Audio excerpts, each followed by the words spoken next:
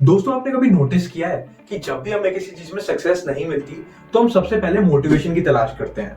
YouTube पर आकर ढेर सारी मोटिवेशनल वीडियोस देखते हैं और उन्हें देखकर एकदम कॉन्फिडेंट फील करने लगते हैं कि यार अब तो ऐसा कर देंगे वैसा कर देंगे, मतलब इतने सक्सेसफुल हो जाएंगे कि किसी ने कभी सोचा भी नहीं होगा। और ये सोचते सोचते ही हम सो जाते हैं। फिर जब हम सोकर उठते हैं तो हम बेटर फील कर रहे होते हैं और ये सारी मोटिवेशन सारे प्लान्स को भूल चुके होते हैं और वापस अपने नॉर्मल रूटीन पर आ जाते हैं। अब जब अगली बार फिर से किसी काम में सक्सेसफुल नहीं होते तो फिर से पूरा प्रोसेस रिपीट करते हैं।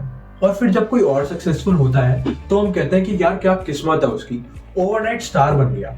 मगर दोस्तों हम ये नहीं देखते कि उस ओवरनाइट सक्सेस से पहले उसने कितनी रातें लग के मेहनत की होती है, कितने सारे सैक्रिफाइसेस करे होते हैं। लायनल मेसी दुनिया के सबसे कामयाब फुटबॉलर्स में से एक, वो कहते हैं कि मुझे 17 साल और 114 दिन लगे ओवरनाइट सक्सेस बनने में। दोस्तों आपने हैरी पॉटर तो पढ़ी होगी, चलो अगर पढ़ी नहीं तो देखी तो होगी। जेके रॉलिंग जो कि हैरी पॉटर की ऑथर है, उन्हें 12 बार रिजेक्शन फेस करना पड़ा और उसके बाद जाके Harry Potter one of the best selling books in the history of literature बनी। असल में दोस्तों ओवरनाइट सक्सेस जैसा कुछ होता ही नहीं है। सक्सेस पाने के लिए चाहिए होती है आपको कंसिस्टेंसी। लंबे समय तक मेहनत करने के बाद ही किसी को सक्सेस मिलती है। और लंबे समय तक मेहनत करने के लिए सिर्फ एक बार मोटिवेशन लेने से काम नहीं चलता। उसके लिए चाहिए होता है आपको डिसिप्लिन, उसके लिए चाहिए होती है आपको हैबिट्स। दोस्तों अच्छी हैबिट्स को डेवलप करने में समय जरूर लगता है, मगर एक बार डेवलप हो जाए तो ये आपकी पूरी जिंदगी बदल सकते हैं। इसलिए आज की वीडियो में मैं आपको 7 ऐसी हैबिट्स के बारे में बताऊंगा जो स्टेफन कोवी ने अपनी book 7 habits of highly effective people में बताई है, जो दुनिया के लगभग 99% सक्सेसफुल लोग तो फॉलो करते ही करते हैं। तो इस वीडियो को एंड तक देखिएगा और अगर आपने अभी तक चैनल को सब्सक्राइब नहीं किया तो इसे सब्सक्राइब करना बिल्कुल मत भूलिएगा। आइए शुरू करते हैं। आज की हमारी सबसे पहली हैबिट है बी प्रोएक्टिव। दोस्तों लोग दो तरह के होते हैं, एक प्रोएक्टिव और एक रिएक्टिव। प्रोएक्टिव लोग वो होते हैं जो अपने लाइफ की रिस्पॉन्सिबिलिटी खुद लेते हैं, जो इस बात को समझते हैं कि वो किसी भी सिचुएशन में जिस तरह रिएक्ट करते हैं वो उनके खुद के हाथ में होता है। जबकि रिएक्टिव लोग हमेशा किसी न किसी को ब्लेम करते रहते हैं, कभी मौसम को, कभी किसी और इंसान को, कभी अपने बॉस को या फिर कभी अपने कलीग को। उनके जवाब जनरली इस तरह के होते हैं, यार इसमें मैं कुछ नहीं कर सकता, मैं ऐसा ही हूँ। यार आज मौसम ही ऐसा है, कुछ काम करने का मन ही नहीं कर रहा। यार आज बॉस ने मुझे डांट दिया तो सारा मूड खराब हो गया। यार वो जब भी मुंह खोलता है मुझे इतना गुस्सा आता है कि मैं क्या बताऊं। मतलब इस तरह के लोग दूसरों को अपनी फीलिंग्स कंट्रोल करने का हक देते हैं, जबकि प्रोएक्टिव लोग, वो लोग अपना मौसम खुद बनाते हैं। उन्हें इस बात से फर्क नहीं पड़ता कि बाहर बारिश हो रही है या फिर कड़ी धूप है। अगर उन्हें कोई काम करना है तो करना है। वो ऐसा कभी नहीं कहते कि यार मैं ऐसा ही हूं। अगर उन्हें कभी भी सिचुएशन के हिसाब से चेंज भी होना पड़ता है तो वो होते हैं, बस किसी भी तरह से अपने काम को पूरा करते हैं। Begin with the and in mind. इस हैबिट को बताने से पहले आइए एक एक्सरसाइज करते हैं। मान लीजिए आपके किसी चाहने वाले की डेथ हो जाती है और आप उसके फ्यूनरल में जाते हैं। अब जब आप फ्यूनरल में एंटर कर रहे हैं तो आप देखते हैं कि आपकी फैमिली के लोग हैं, आपके फ्रेंड्स हैं। और जब धीरे धीरे जैसे आप आगे जाते हैं तो आपका रियलाइज होता है कि एक्चुअली आप ही का फ्यूनरल चल रहा है। लोग एक एक करके आगे आ रहे हैं और आपके बारे में बात कर रहे हैं। तो दोस्तों स्टेफन कोवी ने अपनी बुक में एक्सरसाइज कराते हुए सवाल पूछा है कि आप क्या चाहोगे कि लोग आपके बारे में किस तरह की बातें करें, कि आपका उनकी लाइफ पर क्या इफेक्ट था, आपने अपनी लाइफ में ऐसा क्या अचीव किया। बेसिकली इन सारी बातों से रिलेटेड। दोस्तों इस एक्सरसाइज को करने से आपका जो लाइफ का विजन है वो क्लियर हो जाता है। आप उन चीजों के बीच में फर्क समझने लगते हो जो आपके लिए एक्चुअली इंपॉर्टेंट है और जो इवेंचुअली डाउन द लाइन आपकी लाइफ में मैटर नहीं करेंगे। अक्सर हम या तो ज्यादा पैसे के लिए या फिर फेम के लिए या फिर किसी और गोल के लिए उन चीजों को या फिर उन लोगों को भूल जाते हैं जो हमारी लाइफ में एक्चुअली मैटर करते हैं। और जब आप इस एक्सरसाइज को करते हो तो आप अपनी पूरी लाइफ को एनालाइज करते हो, जो आपने अब तक किया या फिर जो आपके आगे के प्लान्स है। और आपको क्लियर हो जाता है कि जिस रास्ते पर आप चल रहे हो वो एक्चुअली आपके लिए सही भी है या फिर किसी चेंज की जरूरत है। तो दोस्तों यही मतलब होता है begin with the and in mind का, जहां आप पहले से ही तय कर लेते हो कि आपको एक्चुअली चाहिए क्या। और ये एक्सरसाइज आपको उसी बात का एहसास दिलाती है। Put first things first. दोस्तों वैसे तो आप नाम से समझ ही गए होंगे कि जो काम जरूरी है उसे पहले करना, यानी कि चीजों को प्रायोरिटाइज करना। हो सकता है आपको उस काम करने का मन नहीं हो रहा हो या फिर किसी और वजह से आप उस काम को भी करना ना चाहते हो, मगर आप में वो हिम्मत होनी चाहिए, वो कमिटमेंट होनी चाहिए कि जो काम जरूरी है उसे पहले किया जाए। अच्छा एक बात बताओ, हम अक्सर कंप्लेन नहीं करते रहते कि यार मेरे पास टाइम ही नहीं होता, पता नहीं मेरा सारा टाइम कहाँ चला जाता है, मुझे टाइम मैनेजमेंट सीखना चाहिए। मगर दोस्तों यार टाइम मैनेजमेंट के साथ ही साथ सीखना जरूरी है खुद को मैनेज करना। उसका एक मेजर पार्ट होता है ये आइडेंटिफाई करना कि क्या काम इंपॉर्टेंट है और क्या नहीं, और उन इंपॉर्टेंट कामों में से भी क्या काम अर्जेंट बेसिस पे करना है और क्या काम बाद में किया जा सकता है। दोस्तों इस तरह चीजों को कैटेगराइज करके प्लान करने से आप किसी भी क्राइसिस के लिए पहले से ही तैयारी कर लेते हो, और जब कोई क्राइसिस एक्चुअली आती भी है तो आप उसे इजीली हैंडल कर पाते हो, आपका शेड्यूल भी नहीं बिगड़ता और आप अपने गोल्स को भी अचीव कर पाते हो। गाइस, अपनी बुक में स्टीफन कोवी ने इन तीनों हैबिट्स को कमाल के तरीके से लिंक किया है। सबसे पहली हैबिट हो गई प्रोएक्टिव होना, जहां पर आप अपनी जिंदगी की डोर अपने हाथ में लेते हो, अपने डिसीजंस खुद लेते हो। दूसरी हैबिट हो गई ये आइडेंटिफाई करना कि आपका गोल क्या है, आप लाइफ में एक्चुअली करना क्या चाहते हो। और तीसरी हैबिट हो गई उस गोल को एग्जीक्यूट करना, उस पर काम करना। Think win win. मान लीजिए आप किसी बिजनेस डील के लिए जा रहे हैं। अब आपके पास तीन ऑप्शंस हैं।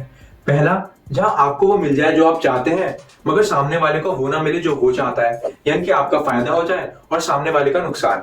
दूसरा, जहां सामने वाले का फायदा हो जाए और आपका नुकसान हो जाए। तीसरा, जहां या तो दोनों का बराबर फायदा हो या फिर किसी का नुकसान ना हो। दोस्तों पहले दो रास्तों में दोनों कंपनियों के रिलेशनशिप में कड़वाहट आ जाएगी और ये राइवलरी हमेशा बनी रहेगी। आगे कभी साथ में बिजनेस करने का मौका भी आया तो वो भी हाथ से चला जाएगा। इसलिए बेहतर है कि तीसरा ऑप्शन चुने, जहां दोनों कंपनियों के रिलेशन भी खराब नहीं होंगे और दोनों खुशी खुशी जाएंगे। दोस्तों इसी को ही विन विन थिंकिंग कहते हैं। Seek first to understand then to be understood. चलिए ये बात मैं आपको एक एग्जांपल से समझाता हूँ। आपने तारे जमीन पर देखी है?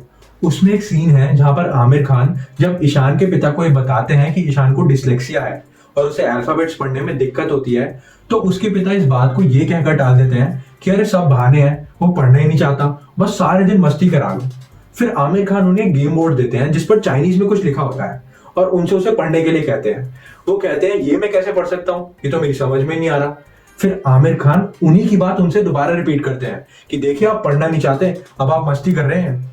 तब उन्हें इस बात का रियलाइज होता है कि उन्होंने अपने बेटे की प्रॉब्लम बिना समझे ही उसे जज कर लिया और बिना ढंग से बात को सुने ही अपना फैसला सुना दिया। दोस्तों हैबिट भी यही कहती है कि दो लोगों के बीच में इफेक्टिव कम्युनिकेशन होने के लिए जरूरी है कि दोनों एक दूसरे की बात को सुने और समझें, ना कि सीधा जवाब देने के बारे में सोचें।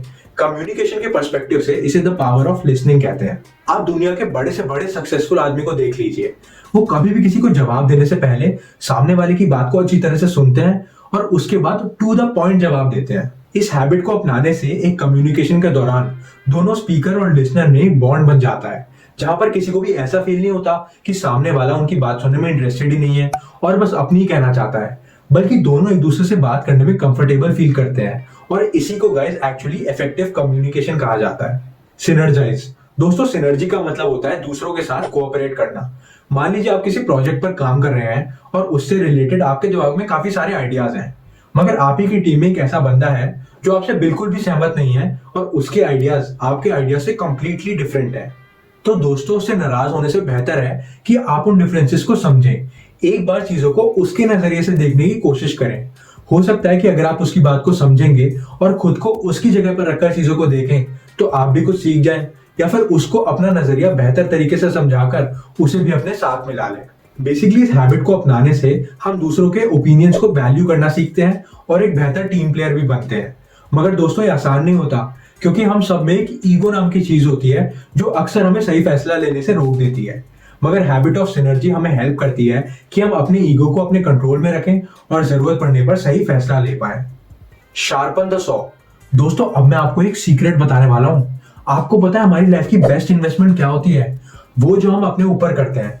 हमारा सबसे बड़ा एसेट हम खुद होते हैं, इसलिए अपना हर तरीके से ख्याल रखना, चाहे वो फिजिकली हो या फिर मेंटली, इमोशनली हो या फिर स्पिरिचुअली, बहुत ज्यादा जरूरी होता है। आजकल हम सब इतने ज्यादा बिजी हो चुके हैं कि किसी के पास समय ही नहीं है कि खुद के लिए वक्त निकाल सकें। दोस्तों शार्पन द सॉ का यही मतलब होता है कि जितना ज्यादा हम खुद को हेल्दी रखेंगे, हम बाकी कामों में भी उतने ही ज्यादा इफेक्टिव हो पाएंगे और हमारी प्रोडक्टिविटी उतने ही गुना और ज्यादा बढ़ जाएगी। बेसिकली इस हैबिट को डेवलप करने से आप खुद को ट्रेन कर रहे हैं ताकि आप बाकी सारी हैबिट्स को भी और बेहतर तरीके से इंप्लीमेंट कर पाए। तो गाइस ये थी आज की 7 हैबिट्स, जिन्हें अगर आपने अपनी लाइफ में इंप्लीमेंट कर लिया तो आप अपने अंदर एक कमाल का चेंज देखेंगे। मगर दोस्तों ये बात मैं आपको पहले ही बता दूं कि ना तो कोई हैबिट एक दिन में डेवलप होती है और ना ही उसका चेंज आपको एक दिन में देखने को मिलता है। इनको डेवलप करने के लिए आपको मेहनत करनी पड़ेगी, बीच बीच में कई सारे चैलेंजेस भी आएंगे, कई पुरानी आदतों को भी छोड़ना पड़ेगा। मगर अगर इन सबको ओवरकम करके आपने इन्हें अपना लिया तो लॉन्ग टर्म में आपकी प्रोडक्टिविटी को कई गुना बढ़ा देंगे।